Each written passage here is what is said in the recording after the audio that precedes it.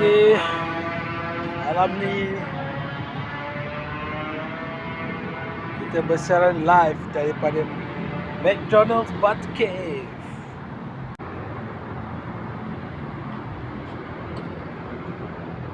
Inilah motor buruk aku. Tengok tu, karat-karat rantai.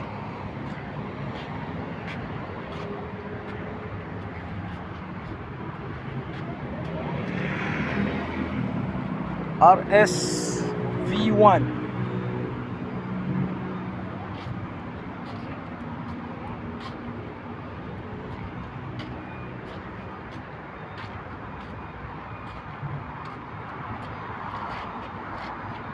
Masih dalam keadaan original.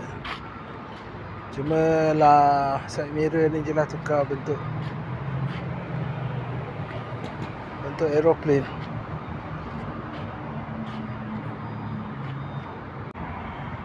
Untuk orang lain aku tak tahu lah, tapi untuk aku motor ni cukup lah untuk pergi kerja, balik kerja.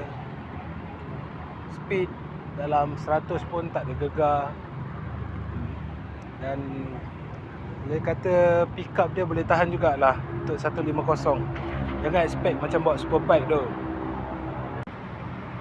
So sepanjang aku menggunakan RS V1 ni dah hampir 10 tahun. Waktu tu beli dalam 8,000 lebih lah kan. Baru keluar, baru launch. Setakat ni belum pernah turun enjin lagi. Cuma tiap-tiap bulan tukar minyak hitam on time. Kemudian tukar rantai, o-ring dan side mirror.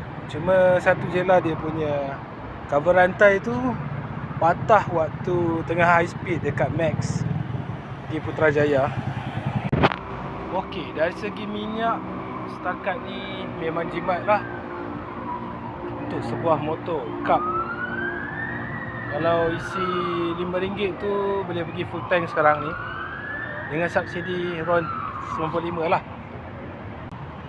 Motor aku sekarang ni semua standard lah, tak ada tambah apa-apa, semua belum modify apa lagi.